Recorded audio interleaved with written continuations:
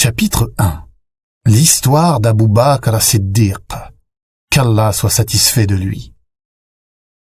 Abu Bakr est né 2 ans et quelques mois après le prophète, sallallahu alayhi wa sallam.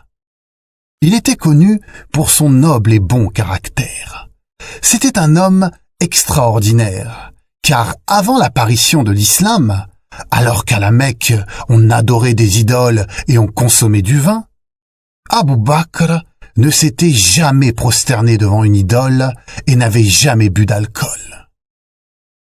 C'était un commerçant, et il était apprécié par les gens de la Mecque.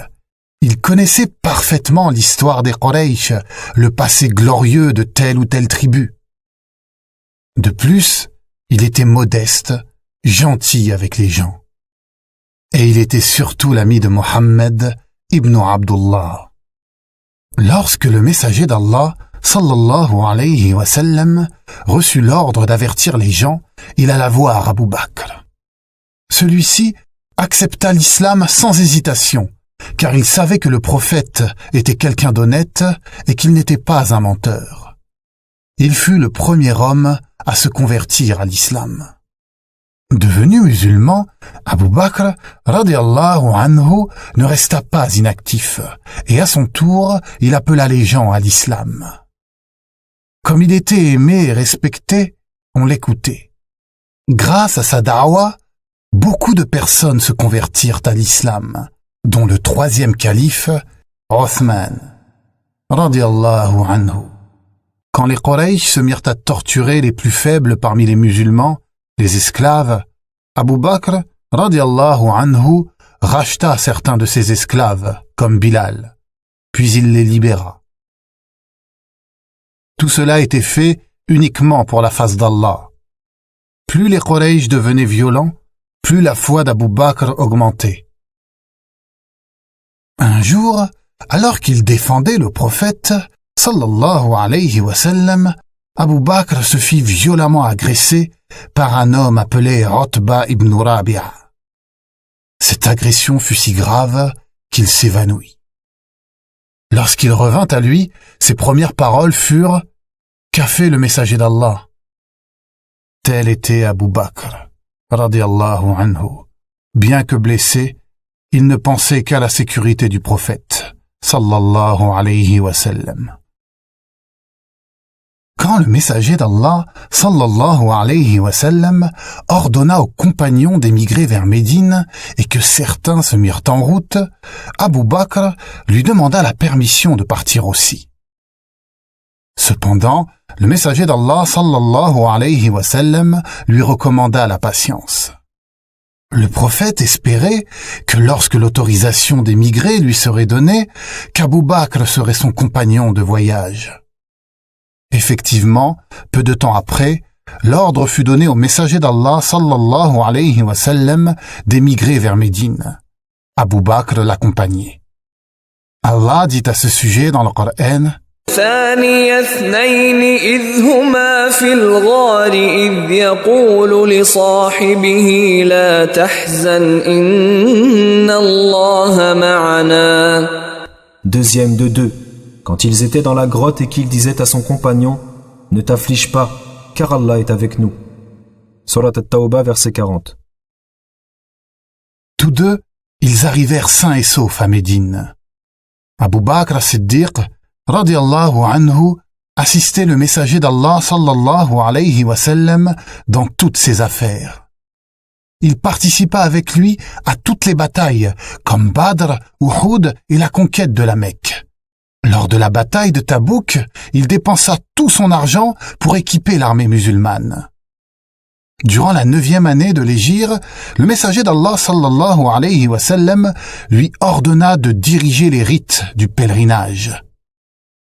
Lorsque le messager d'Allah sallallahu alayhi wa sallam tomba gravement malade, il désigna Abu Bakr pour le remplacer dans les prières à la mosquée. Il le remplaça durant 17 prières. Cela était un signe qui prouvait que le prophète acceptait qu'Abu Bakr deviendrait le calife après sa mort. Effectivement, peu de temps après, le prophète sallallahu alayhi wa sallam mourut. Lorsqu'il apprit la triste nouvelle, Abu Bakr enfourcha sa jument et se rendit à la mosquée. Il entra dans les appartements du messager d'Allah sallallahu alayhi wa sallam. Il y trouva sa fille Aïcha, radiallahu anha, qui était l'une des épouses du messager d'Allah. Il retira une cape qui recouvrait le visage du messager d'Allah sallallahu alayhi wa sallam. Tout en pleurant, il l'embrassa sur le front. Puis, il remit la cape en place, entra dans la mosquée qui était pleine de gens, monta sur le minbar et dit, après avoir loué Allah, « Si vous adorez Mohammed, ce dernier vient de mourir, mais si vous adorez Allah, ce dernier est éternel et ne mourra jamais. » Puis il récita ce verset. وما محمد إلا رسول قد خلت من قبله الرسل أفإن مات أو قتل انقلبتم على أعقابكم ومن ينقلب على عقبيه فلن يضر الله شيئا وسيجزي الله الشاكرين. Mohammed n'est qu'un messager. Des messagers avant lui sont passés. S'il mourait donc ou s'il était tué, retourneriez-vous sur vos talons? Quiconque retourne sur ses talons ne nuira en rien à Allah, et Allah récompensera bientôt les reconnaissants. Surat Ali Imran, verset 144. Plus aucun doute n'était possible.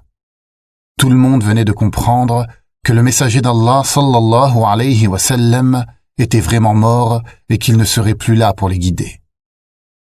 Les Ansar, les musulmans de Médine, se réunirent et ils élirent Saad ibn Ubada comme chef des musulmans.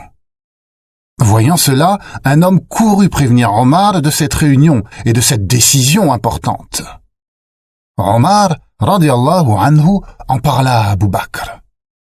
La situation était dangereuse, les musulmans étaient menacés par la division. Il fallait absolument élire un chef qui soit reconnu par tout le monde. Tous deux, accompagnés d'Abu Ubaïda, se rendirent rapidement à cette réunion. Arrivés à cette réunion, ils trouvèrent un homme qui faisait l'éloge des Ansar. Abu Bakr fit à son tour l'éloge des Ansar, mais il dit raisonnablement qu'il était important que le prochain chef des musulmans soit un Quraysh, car ils étaient beaucoup plus connus dans la péninsule arabique. Ensuite, il prit la main de Omar et celle de Ubaïda et il demanda aux gens de choisir un chef entre ces deux hommes. Un Ansar dit « Un chef parmi nous et un chef parmi vous ». Mais Omar répondit « Jamais de la vie. On ne peut mettre deux sabres dans un même fourreau. Par Allah, les Arabes n'accepteront jamais un chef des vôtres, car le prophète sallallahu alayhi wa sallam n'est pas des vôtres. » Abu Ubaïda prit la parole et il s'adressa aux Ansar. Vous étiez les premiers à apporter le soutien à cette religion. Ne soyez pas les premiers à changer et à modifier. Les Ansar, les musulmans de Médine donc, avaient la crainte d'Allah. Ils comprirent qu'Abu Bakr, Omar et Ubaïda avaient raison. Ils acceptèrent donc que le chef des musulmans soit un Quraysh parmi les Muhajiroun, un musulman venu de la Mecque. Omar dit « Ne savez-vous pas que le messager d'Allah sallallahu alayhi wa sallam choisit Abu Bakr pour diriger la prière ?» Tous dirent oui. « Qui parmi vous oserait passer avant celui qui a été choisi par l'envoyé d'Allah ?» Personne, répondirent-ils. Tout le monde était d'accord. Le meilleur d'entre eux devait devenir le chef des musulmans. Et celui-ci était Abu Bakr as-Siddiq, radiyallahu anhu. Les uns après les autres, Omar, Ubaïda et les Ansar lui jurèrent de lui obéir. Puis le lendemain, dans la mosquée, il monta sur le minbar pour parler aux gens. Il dit « Vous avez fait de moi votre chef. Pourtant, je ne suis pas le meilleur d'entre vous. Si je prends de bonnes décisions, aidez-moi à les mettre en œuvre. Si je dévie, corrigez-moi.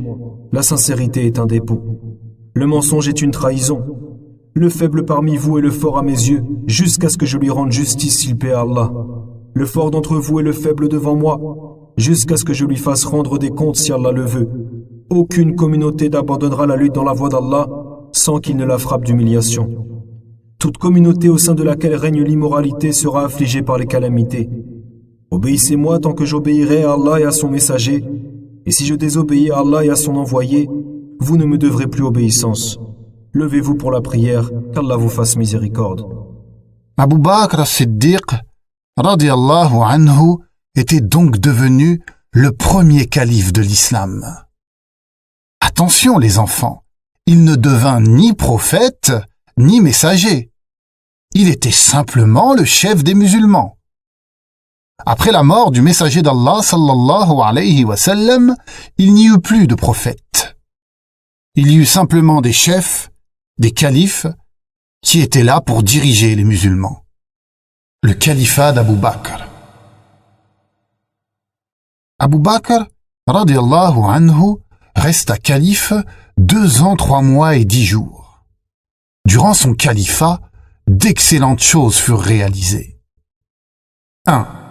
La guerre contre les apostats.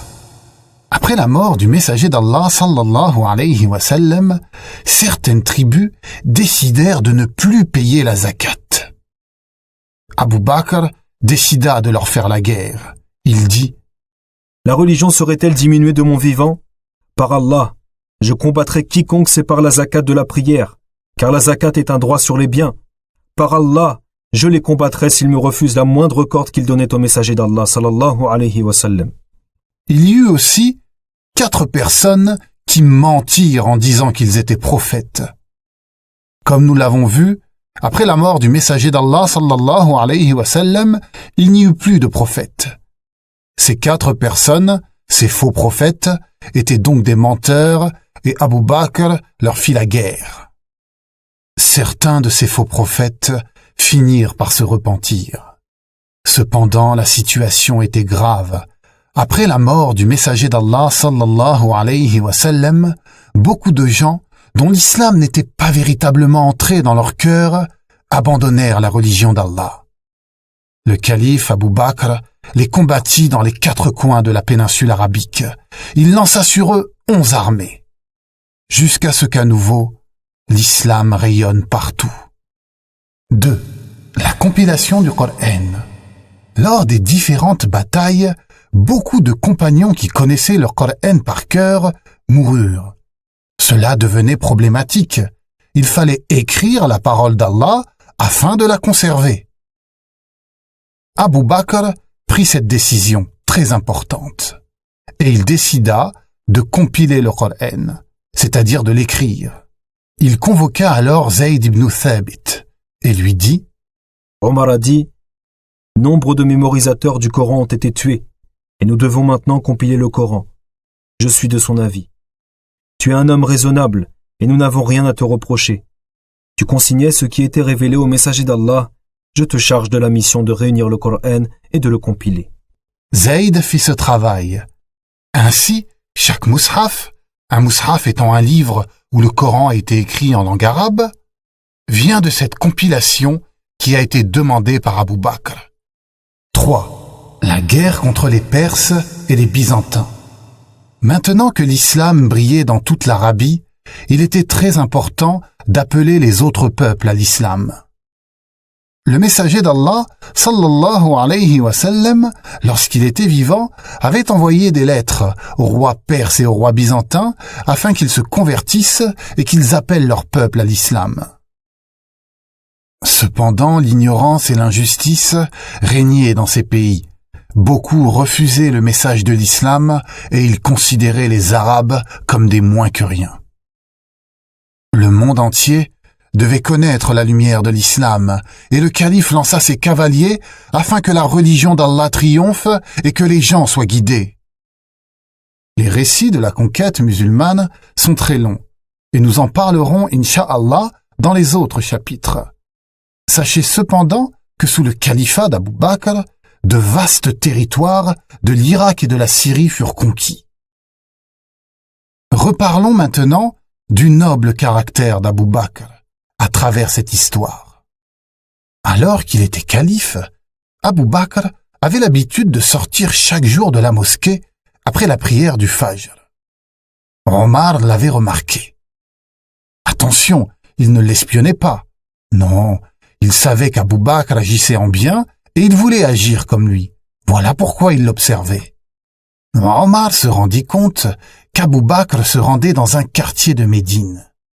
Dans ce quartier, il y avait une cabane, et le calife entrait dans cette cabane, restait un temps, puis en sortait. Et cela chaque jour. Cela étonna Omar. Que faisait Abou Bakr chaque jour dans cette cabane? Cela était vraiment étrange. Un jour, après qu'Abou Bakr eut quitté la cabane, Omar y entra. Il y trouva une très vieille femme qui était aveugle et qui ne pouvait plus marcher. Il la salua et lui demanda « Ma tante, quel est cet homme qui vient te voir chaque jour et que fait-il dans ta cabane ?» Elle lui dit qu'elle ne connaissait pas son nom, mais que c'était un homme très gentil. Chaque jour, il venait la voir et faisait le ménage dans sa cabane. Puis il préparait du pain et lui donnait à manger avec sa propre main. Subhanallah. Est-ce que vous imaginez? Il s'agissait du calife, du chef des musulmans, qui avait le même statut qu'un roi. Au lieu de vivre dans le luxe et d'être orgueilleux, Abou Bakr allait voir une vieille dame aveugle et la nourrissait de ses propres mains. Vous comprenez maintenant la valeur des compagnons? Quel était leur comportement? Comment ils craignaient Allah? Qu'Allah nous guide. Amin. Puis Abou Bakr tomba gravement malade. Il pensa qu'il était bon de choisir, alors qu'il était encore vivant, celui qui deviendrait le deuxième calife. Il pensait à Omar, radiyallahu anhu. Il consulta de nombreux compagnons, dont Othman et Ali. Tous deux dirent du bien de Omar et dirent qu'il était le plus capable d'entre tous. Abou Bakr désigna donc Omar ibn al-Khattab comme prochain calife, et les gens l'acceptèrent. Quelques jours plus tard, Abou Bakr as-Siddiq, radiyallahu anhu, mourut. Ce fut Omar qui guida la prière du mort. Ainsi donc s'achève l'histoire d'Abou Bakr as-Siddiq, qu'Allah soit satisfait de lui.